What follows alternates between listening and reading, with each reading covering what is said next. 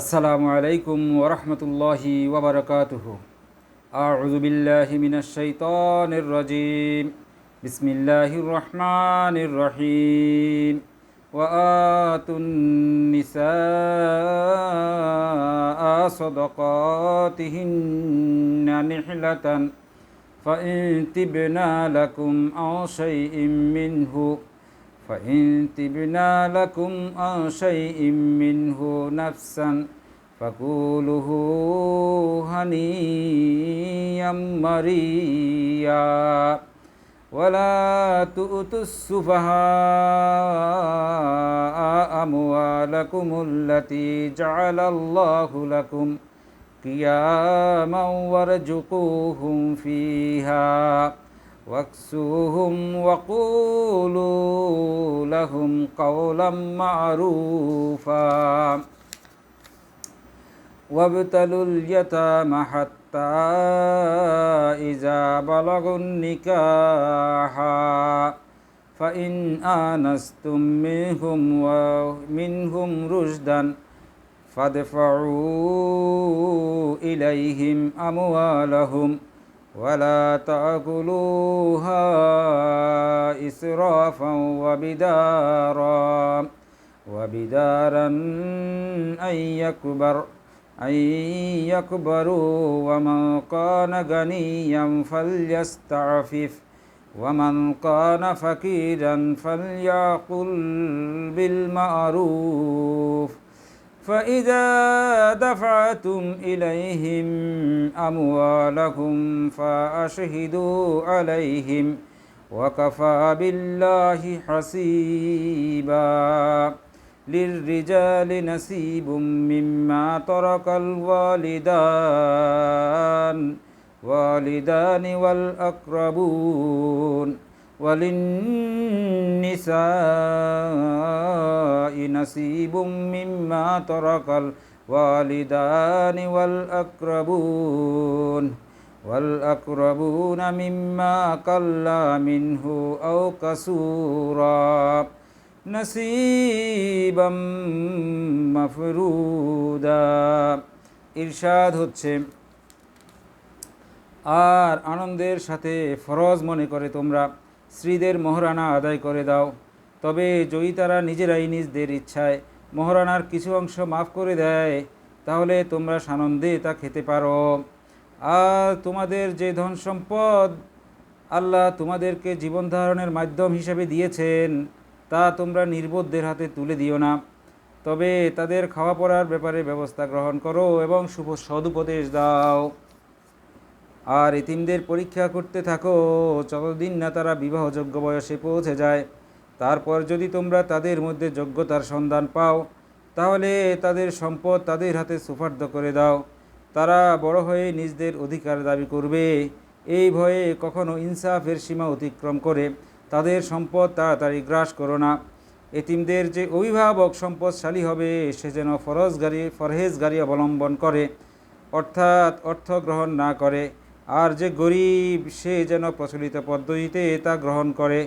অতএব তাদের সম্পদ যখন তাদের হাতে সুপার্দ করবে তখন লোকদেরকে সাক্ষী বানাও, আর হিসাব নেবার ব্যাপারে আল্লাহই যথেষ্ট। মা বাপ ও আত্মীয় স্বজনরা যে ধন সম্পত্তি রেখে গেছে তাতে পুরুষদের অংশ রয়েছে আর মেয়েদেরও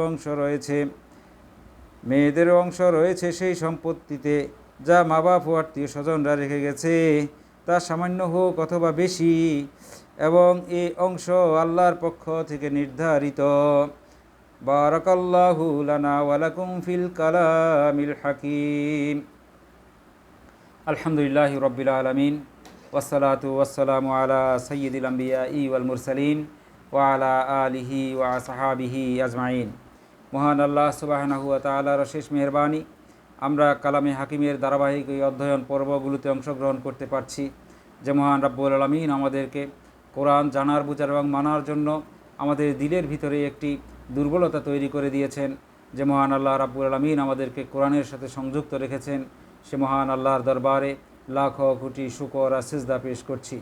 মহান রাব্বুল আলামিন আমাদেরকে তারে রহমত, তারে বরকত, তারে রহম, তারে করুণা আরও বেশি অবারিত আমাদের প্রতি করে দিন।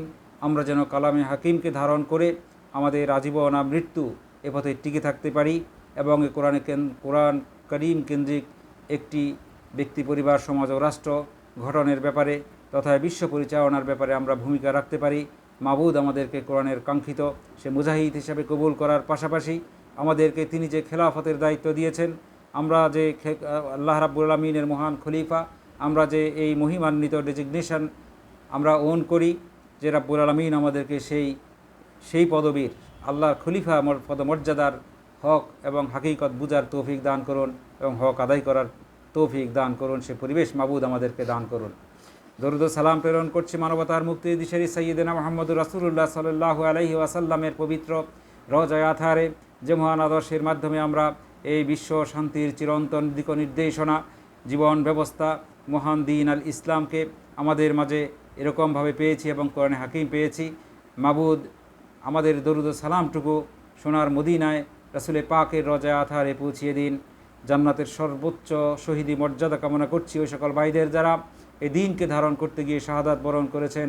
মাবুদ তাদেরকে জান্নাতুল ফেরদাউসের উচ্চ মাকাম দান করুন। আলহামদুলিল্লাহ, আজকে আমরা অধ্যয়ন করব সূরা আন-নিসা 4 থেকে 7 নম্বর আয়াত পর্যন্ত, যা ইতিমধ্যে তেলাওয়াত করে আমরা এগুলোর বঙ্গানুবাদ পড়েছি। আসুন আমরা এই আয়াতগুলোর গভীর অধ্যয়নের মাধ্যমে এখান থেকে নূর এবং হেদায়াত সংগ্রহ করতে চেষ্টা করি। আল্লাহ রাব্বুল আলামিন আমাদের জীবনকে ধন্য করুন এই কোরআনে কারিমের মাধ্যমে এবং তার সন্তুষ্টির নজরানা নসিবের মাধ্যমে। আমিন ইয়া রাব্বুল আলামিন। মহান আল্লাহ বলছেন, ওয়াতুন নিসা সাদাকাতিহিন্না, তোমরা নারীদের মোহরানা দিয়ে দাও, নেহলাতান, আনন্দের সাথে, ফরজ মনে করে তোমরা সেই মোহরানা আদায় করে দাও। ফাইন তিবনা লাকুম আন শাইয়্যিম মিনহু নাফসান, তার নিজ থেকে যদি সে মোহরানার কিছু অংশ তোমাদেরকে মাফ করে দেয়, ফাকুলুহু হানিয়াম মারিয়া, তোমরা সেখান থেকে তা আনন্দের সাথে ভক্ষণ করতে পারো, গ্রহণ করতে পারো, সেগুলো খেতে পারো। ওয়ালা তুতুন সুফাহা আমওয়ালাকুমুল্লাতী জাআলাল্লাহু লাকুম কিয়ামা ওয়ারজুকুহুম, যে সম্পদ আল্লাহ তোমাদেরকে রিজিক হিসাবে দিয়েছেন তা তোমরা নির্বোধের হাতে তুলে দিও না, তবে তাদেরকে তাদের খাওয়া পড়ার জন্য ব্যবস্থা করে দাও। ওয়াকসুহুম ওয়াকুলু লাহুম কাওলাম মারুফা, এবং তাদেরকে সৎ উপদেশ দাও, সৎ পথে টিকে থাকার জন্যে উপদেশ দাও। ওয়াবতালুল ইয়াতামা, ইতিমদেরকে পরীক্ষা করো, হাত্তা, ততক্ষণ পর্যন্ত, ইজা বালাগুন নিকাহা, যতক্ষণ পর্যন্ত না তারা বিবাহ উপযুক্ত বয়সে উপনীত হয়। ফাইন আনাস্তুম মিনহুম, যখন তোমরা দেখবে যে আনাস্তুম মিনহুম রুশদান, যখন তোমাদের কাছে প্রমাণিত হবে যে তারা সাবালক হয়েছে, বুঝদার হয়েছে, বিবাহ উপযুক্ত হয়েছে, নিজের দায়িত্ব গ্রহণ করতে শিখেছে, ফাদফাউ, তাদেরকে দিয়ে দাও, ইলাইহিম আমওয়ালাহুম, তাদের ধন সম্পদগুলো। ওয়ালা তাকুলুহা, তোমরা খেয়ে ফেলো না, ইসরাফাম ওয়া বিদারান আইয়াকবারু, তারা বড় হয়ে যাচ্ছে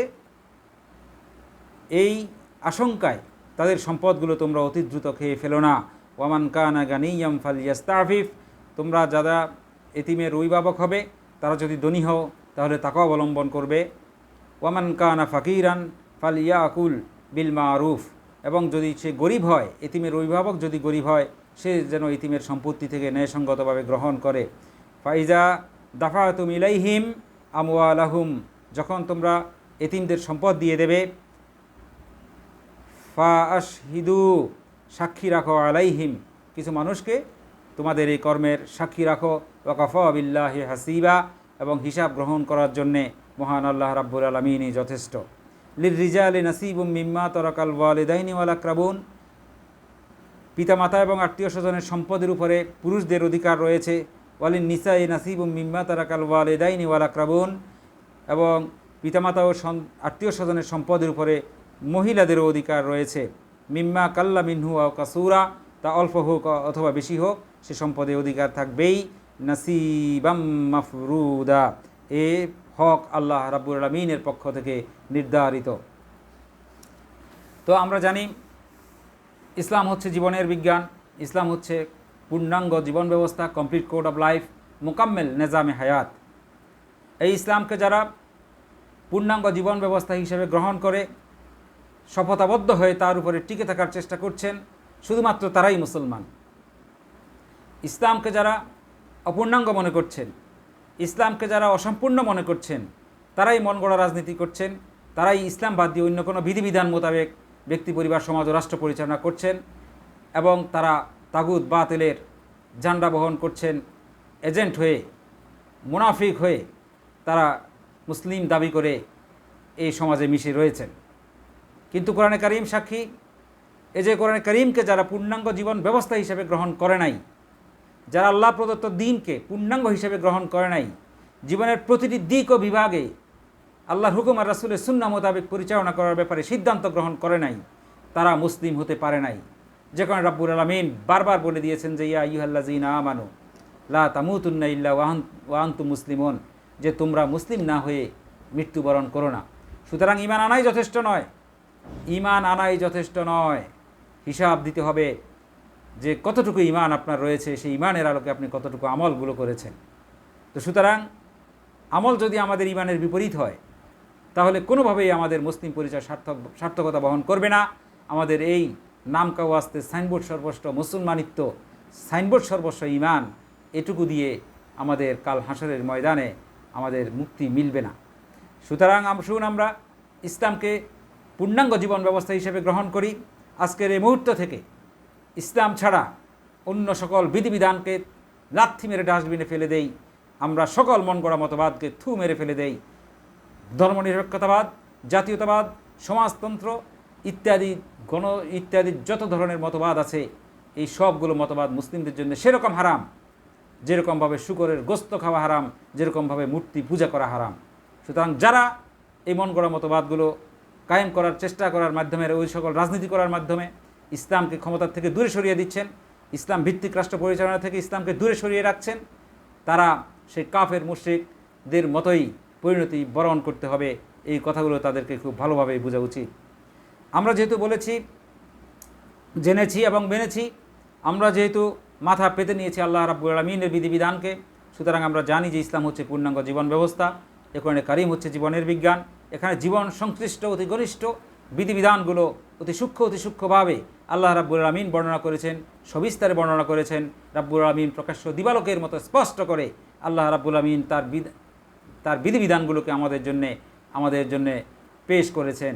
আল্লাহ রাব্বুল আলামিন আমাদেরকে হেদায়েতের দিক নির্দেশনা নসিব করেছেন। তো সেজন্য এগুলো বুঝতে হলে দিলের কান খোলা রেখে, দিল খোলা রেখে বুঝতে হবে, বসতে হবে বুঝার জন্য, জানার জন্য, মানার জন্য নিয়ত করে, এরাদা করে বসতে হবে। যেভাবে আপনি ভাত খেতে বসেন, যেভাবে আপনি একটা কাজ করতে বসেন, যেভাবে আপনি আপনার ডিউটি দায়িত্বগুলো পালন করেন, ঠিক সেরকমভাবে আপনি এই মুহূর্তে বসতে হবে, একটি মুহূর্ত হলেও বসতে হবে যে কোরআন কারীমকে জানার জন্য, বুঝার জন্য, আর বাকি জীবনকে আপনি কোরবান করে দিতে হবে এগুলোকে মানার জন্য। তো রাব্বুল আলামিন আমাদেরকে সেরকম ঈমানি চেতনা, সেরকম আমলি জজবা, সেরকম আমাদের ইয়াকিন দিলের ভিতরে ফয়দা করে দিন। আসুন আমরা বুঝে বুঝে এগুলো পড়ি এবং বুঝার চেষ্টা করি। এর আগের আয়াতগুলোতে আমরা দেখেছি যে রাব্বুল আলামিন 2টি, 3টি অথবা 4টি বিয়ে করার অনুমতি সামর্থ্যবান, ইনসাফ করতে পারবে, সক্ষমতা সম্পন্ন মানুষদেরকে অনুমতি দিয়েছেন। সে কাজটি ফরজ নয়, সে কাজটি একটি শর্ত সাপেক্ষ সুন্নাহ। কিন্তু আপনি যদি বিয়ে করেন তাহলে আপনার জন্য কতগুলো ফরজ দায়িত্ব এসে যায়। সেই ভদ্র মহিলার ভরণ পোষণ থেকে যাবতীয় দায় দায়িত্ব পালন করার পাশাপাশি, সন্তানাদির যাবতীয় দায়িত্ব পালন করার পাশাপাশি, এই ভদ্র মহিলাকে আপনার জন্যে গ্রহণ করার জন্য তার সম্মানী হিসাবে আপনাকে কিছু পরিমাণ অর্থ মহারানা হিসাবে, ফরজ হিসাবেই দিতে হবে। সে মহারানা হচ্ছে এটা ফরজ। মহারানা হচ্ছে নারীদের সম্মান, মহারানা হচ্ছে নারীদের একটি নিরাপত্তা, মহারানা হচ্ছে নারীদের একটা মর্যাদা, মহারানা হচ্ছে নারীদের একটি অধিকার। যে মানুষটি তার পিতার ফ্যামিলিতে জন্ম থেকে শুরু করে এই 20 বছর বয়স পর্যন্ত, 16, 17, 18, 20 বছর বয়স পর্যন্ত তিনি সেখানে বড় হয়েছেন, সেই ফ্যামিলির একটা অংশ, তাদের কলিজার একটা টুকরা আপনি নিয়ে এসেছেন। এখন আল্লাহ রাব্বুল আলামিন এই টাকাগুলোকে তার আগামী জীবনের একটি সিকিউরিটি হিসাবে, একটি নিরাপত্তা হিসাবে রাব্বুল আলামিন এই টাকাগুলো যে পুরুষটি বিয়ে করবে তার উপরে দেওয়াটা ফরজ করে দিয়েছেন। এটাই হচ্ছে মহারানা। এটা কোনো জরিমানা নয়, এটা কোনো অসম্মানজনক কিছু নয়, এটা হচ্ছে অধিকার, আল্লাহ প্রদত্ত অধিকার। আল্লাহ রাব্বুল আলামিন এটা দিতে নির্দেশ দিয়েছেন, তো সুতরাং আপনাকে দিতেই হবে ফরজ। তো সুতরাং রাব্বুল আলামিন এখানে বলেছেন যে ওয়াতুন নিসা সাদাকাতিহিন্না নিহলাতান, তোমরা আনন্দের সাথে, কোনো বোঝা মনে না করে, মনে কষ্ট না নিয়ে, তোমরা মনের ভিতরে কোনো দ্বিচারিতা দ্বিমুখিতা না রেখে অত্যন্ত স্বতঃস্ফূর্ত, অত্যন্ত রিক্তহস্তে, অত্যন্ত আনন্দের সাথে ফরজ মনে করে তোমরা এই হকটা আদায় করে দাও, মহারানার হকটা আদায় করে দাও। এই মহারানা আপনি স্ত্রী যোগাযোগ, স্ত্রীর সাথে বসবাস করার আগেই এটা আপনাকে পরিশোধ করতে হবে। এই মহারানা সাথে সাথে দিয়ে দেওয়াটা হচ্ছে সুন্নাহ। যদি সাথে সাথে না দিয়ে দেওয়া যায়, সাথে সাথে যদি না দিয়ে যাওয়া যায়, তাহলে সেখান থেকে আপনি সময় নিতে পারেন, কিস্তিতে দিতে পারেন, এই ধরনের পদ্ধতিতে আপনি আসতে পারেন। তবে আপনাকে পরিশোধের একটা প্রক্রিয়ার ভিতরে প্রবেশ করতে হবে। এই মহারানা একবারে এত বেশি হয়ে যাবে না যাতে করে পুরুষের উপর একটা বোঝা হয়ে যায়, আবার এত কম হয়ে যাবে না যাতে করে ওই নারীটার মান মর্যাদার প্রতিও সেটা হানিকর হয়। সুতরাং এই মহারণা একটি সামাজিক, আর্থসামাজিক অবস্থার পরিপ্রেক্ষিতে, নারীদের পরিবারের সামাজিক পদমর্যাদার ভিত্তিতে ইত্যাদির ভিত্তিতে এই মহারণা একটি ভারসাম্যপূর্ণ মাত্রায় ধরতে হবে, এবং এই মহারণা যা আপনি ধরেছেন সেটা পুরুষের উপরে পরিশোধযোগ্য হতে হবে, সেই সামর্থ্য পুরুষটার থাকতে হবে। সুতরাং এটা একটা সহনীয় মাত্রায় দুই পক্ষের সমঝোতার ভিত্তিতে এটি নির্ধারণ করতে হবে। দুই পক্ষ সেটা যে অঙ্কের উপরে মেনে যান সেই অঙ্কটাই আদায় করতে হবে। তো বলা হচ্ছে এটা তোমরা অত্যন্ত আনন্দের সাথে দিয়ে দাও, কোনো ধরনের বোঝা মনে না করে, কোনো ধরনের জরিমানা মনে না করে, হক আদায় করে তোমরা এই মহারণাটা তোমরা দিয়ে দাও। ফাইন তিবনা লাকুম আন শাইইম মিনহু, যদি নারীটি ওই মহারণার অঙ্ক থেকে কিছু অংশ মাফ করে দেয় নিজ থেকে, নাফসান, সে নিজ থেকে, কোনো ধরনের চাপে নয়, কোনো ধরনের কারো দ্বারা প্রলুব্ধ হয়ে নয়, আবেগের বশে নয়, নিজ থেকে যদি সেটা মাফ করে দেয়, ফাকুলুহু হানিয়াম মারিয়া, তোমরা পুরুষরা সেটা আনন্দের সাথে, তোমরা সেই পুরুষটার স্বাচ্ছন্দ্যে সানন্দে সেটা খেতে পারো, ভোগ করতে পারো, যদি তিনি সেটা মাফ করে দেন। এখন এই মহারণা অংশবিশেষ যদি তিনি কখনো মাফ করেন, আবার যদি কয়েক বছর পরে যদি তিনি সেটা দাবি করেন, তাহলে কিন্তু পুরুষের উপরে সে দাবি বর্তাবে। এগুলো মনে রাখতে হবে যে একবার মাফ করে দিয়েছেন তা আবার দাবি করে বসেছেন, তাহলে বোঝা যাচ্ছে যে আপনি মাফের মর্যাদা রক্ষা করতে পারেন না, বিদায় তিনি আবার দাবি করেছেন। তো সেক্ষেত্রে এটা মহিলাটার উপরে সারা জীবনে এটা দাবি করার অধিকার থেকে যাবে। সুতরাং মহারণা এ কারণেই পরিপূর্ণ অর্থ স্বেচ্ছায় সজ্ঞানে পরিশোধ করে দেওয়ার মনোমানসিকতা থাকতে হবে আমাদেরকে। রাব্বুল আলামিন আমাদের সবাইকে সেই তৌফিক দান করুন। যাদের মহারণা পরিশোধ হয়েছে আল্লাহ রাব্বুল আলামিন তাদেরকে বারাকা দান করুন, আর যাদের মহারণা পরিশোধ হয় নাই আল্লাহ রাব্বুল আলামিন তাদেরকে পরিশোধ করার তৌফিক দান করুন। সুতরাং যারা বিবাহ এখনও করেননি তারা মহারণার টাকাটা জোগাড় করেই বিবাহ করার সিদ্ধান্ত গ্রহণ করুন, সেটা এককালীন পরিশোধ করে দেওয়াটাই সর্বোত্তম মহারণা হিসাবে আমি ব্যক্তিগতভাবে মনে করি। রাব্বুল আলামিন আমাদের সবাইকে কবুল মঞ্জুর করে নিন। ওয়ালা তুতুস সুফাহা আমওয়ালাকুমুল্লাতী জাআলাল্লাহু লাকুম, যে তোমরা সম্পদগুলোকে নির্বোধের হাতে তুলে দিও না, নির্বোধের হাতে সম্পদ তুলে দিও না, নির্বোধের হাতে ক্ষমতা তুলে দিও না, নির্বোধের হাতে যেটার যোগ্য নয় তার হাতে সেটা তোমরা তুলে দিও না। নির্বোধ হচ্ছে কারা? যার বোধ নাই। কিসের ব্যাপারে বোধ নাই? নিজের ব্যাপারে বোধ নাই।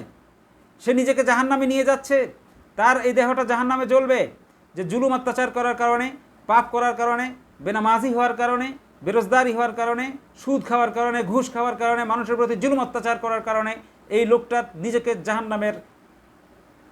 জাহান্নামের পিণ্ড বানাচ্ছে, জাহান্নামের হানজালা বানাচ্ছে, জাহান্নামের লাকি বানাচ্ছে। এই লোকটার তো নিজকে সেভ করার কথাই তার হুঁশ জ্ঞানে নাই। সুতরাং সে ব্যক্তিটা কি? নির্বোধ। যে দিন চিনেনি সে নির্বোধ, যে আল্লাহকে চিনেনি সে নির্বোধ। এরপরে নির্বোধ হচ্ছে মানসিক ভারসাম্যহীন, সত্যিকার অর্থেই তার নিজের ব্যাপারে কোনো জ্ঞান নাই, নিজের ব্যাপারে কোনো সচেতনতা নাই, নিজের ব্যাপারে তারপরে তার কোনো ধরনের দায় দায়িত্ব আছে বলে সে মনে করে না, এমন লোকগুলোও নির্বোধ। সুতরাং সে লোকটি এতিম হোক অথবা আপনার অধিকারভুক্ত যেই হোক না কেন, যদি সে নির্বোধ হয় তাহলে তার হাতে সে পরিমাণ সম্পদ তুলে দেবেন না। আপনি ডাকাতের হাতে অস্ত্র তুলে দিতে পারেন না, আপনি ঘুষখোরের হাতে কলম তুলে দিতে পারেন না, আপনি জালিমের হাতে ক্ষমতা তুলে দিতে পারেন না। এটা হচ্ছে আপনার সচেতনতার প্রমাণ যে আপনি জেনে বুঝে সব কাজ করবেন, যে আল্লাহর কাছে জবাবদিহিতার ভয় রেখে সবগুলো কাজ করবেন, এবং আল্লাহ রাব্বুল আলামিনের কাছে আপনার এই জিম্মাদারির জবাব দিতে হবে, এরকম চিন্তা চেতনা থেকে আপনাকে সকল দায়িত্ব পালন করতে হবে। সেখানে রাব্বুল আলামিন বলছেন যে তোমাদের অধিকারভুক্ত সম্পদগুলো তোমরা নির্বোধের হাতে তুলে দিও না, নির্বোধের হাতে তুলে দিও না। তবে কিয়ামা ওয়ারজুকুহুম ফিহা ওয়াকসুহুম, যে তবে তাদেরকে ভরণ পোষণ এবং খাওয়া পরার ব্যবস্থা করে দাও।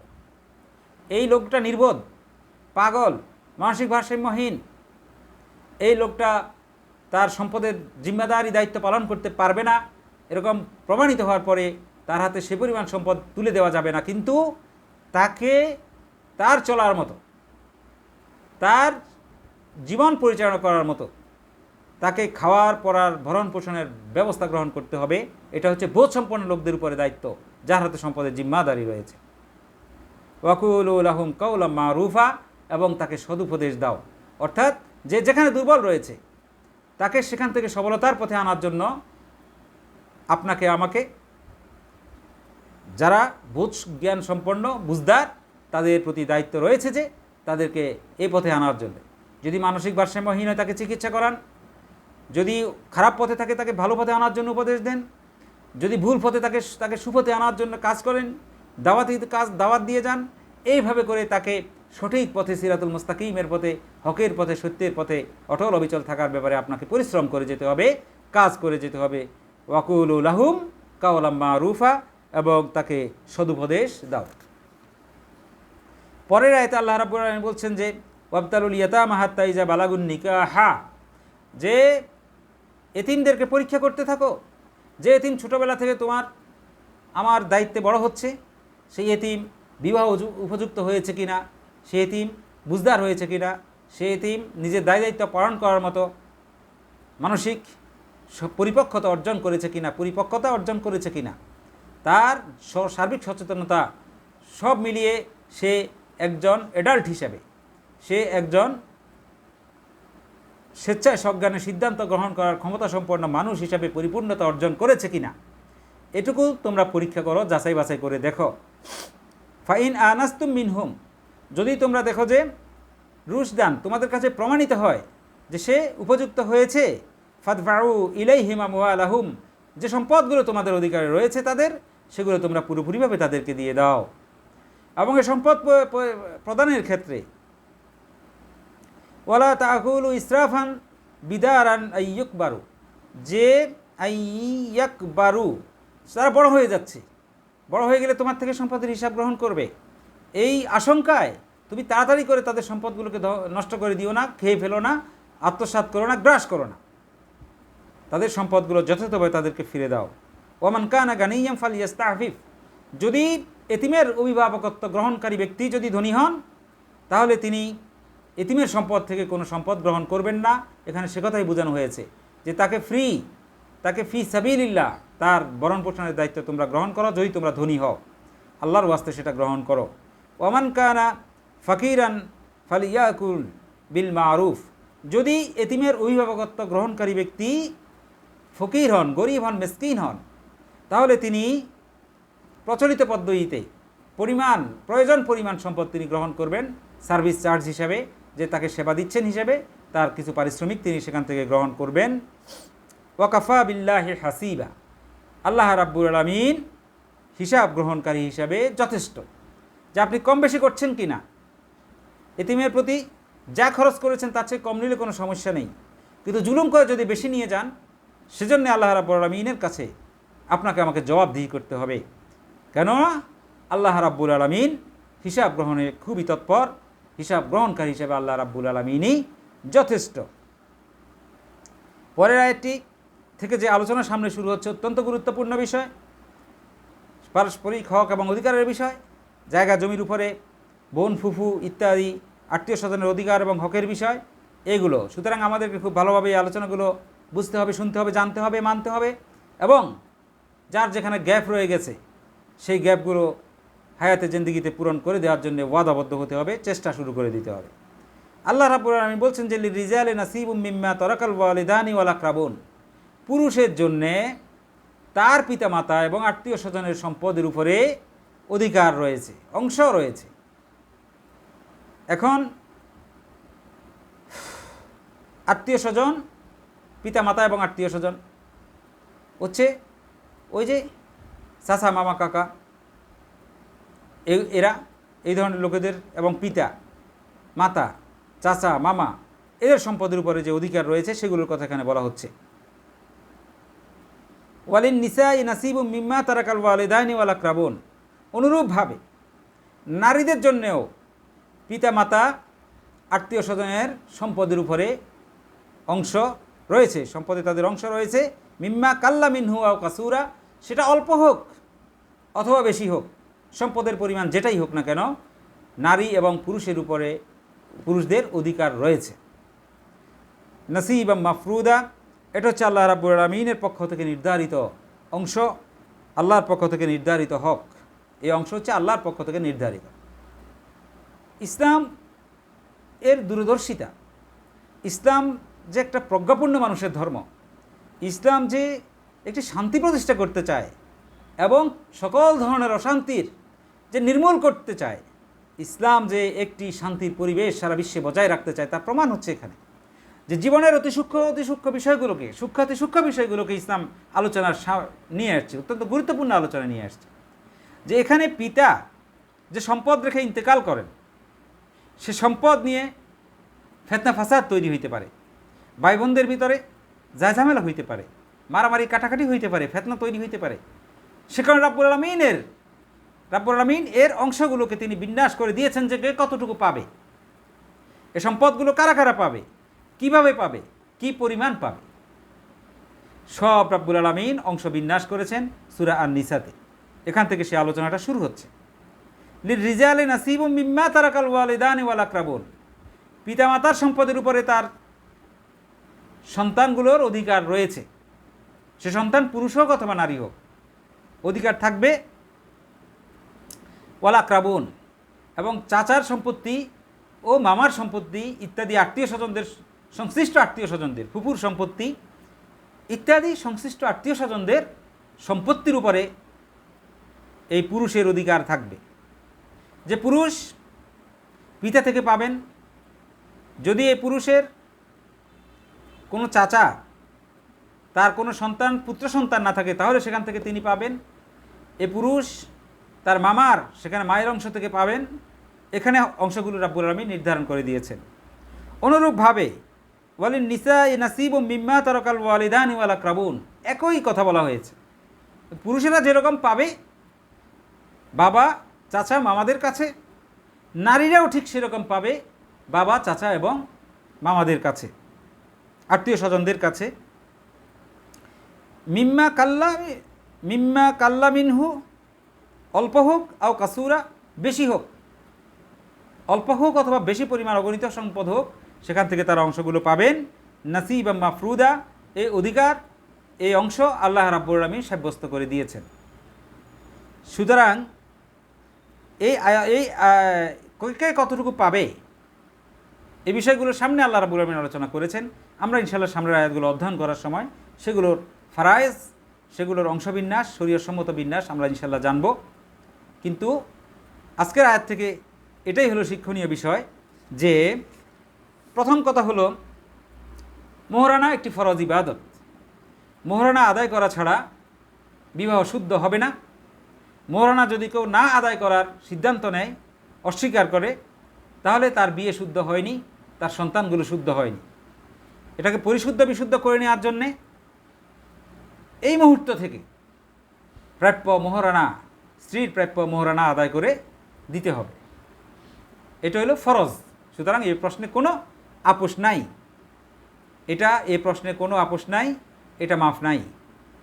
এখন নারী যদি স্বেচ্ছায় সজ্ঞানে কিছু অংশ মাফ করে দেন, তাহলে সেটা পুরুষ নিতে পারবে, গ্রহণ করতে পারবে, খরচ করতে পারবে।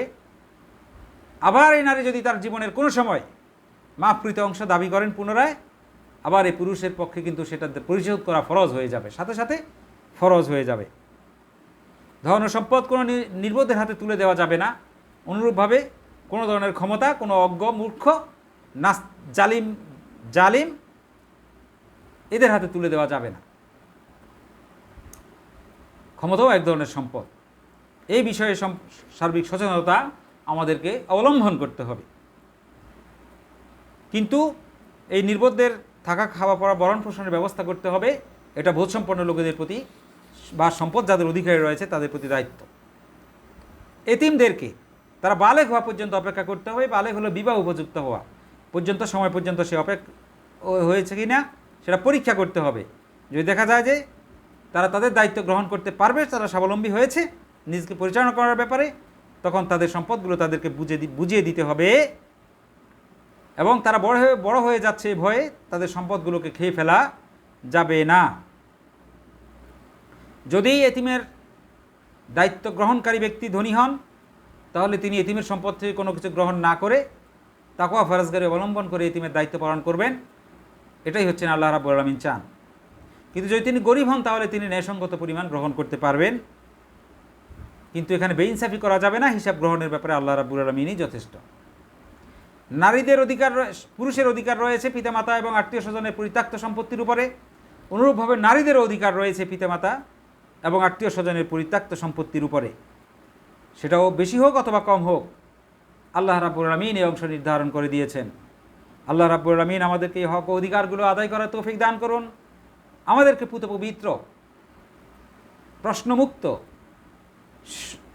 সাদা শুভ্র জীবন যাপন করার তৌফিক দান করুন, যে কারণে আমরা আমাদের প্রশ্নবিদ্ধ হয়েছে আমাদের জীবন পরিচালনা, আমাদের ব্যক্তি জীবন, ব্যক্তিত্ব। আল্লাহ রাব্বুল আলামিন সেই প্রশ্নমুক্ত করে আমাদেরকে দুনিয়া থেকে বিদায়জনক করান, সে পরিমাণ সামর্থ্যবান রাব্বুল আলামিন আমাদেরকে করে দিন। সুতরাং এ আর্থিক দায় দেনার যে বিষয়, এটা হচ্ছে একেবারে ফরজ। এটা পাওনাদার যদি মাফ না করে তাহলে আল্লাহ রাব্বুল আলামিনও মাফ করবেন না। সুতরাং এটা দিয়েই দিতে হবে। আমাদের যাদের সামর্থ্য নেই, আল্লাহ রাব্বুল আলামিন আমাদেরকে সে সামর্থ্যতা দান করুন। আল্লাহ রাব্বুল আলামিন আমাদেরকে সার্বিক সচ্ছলতা দান করুন।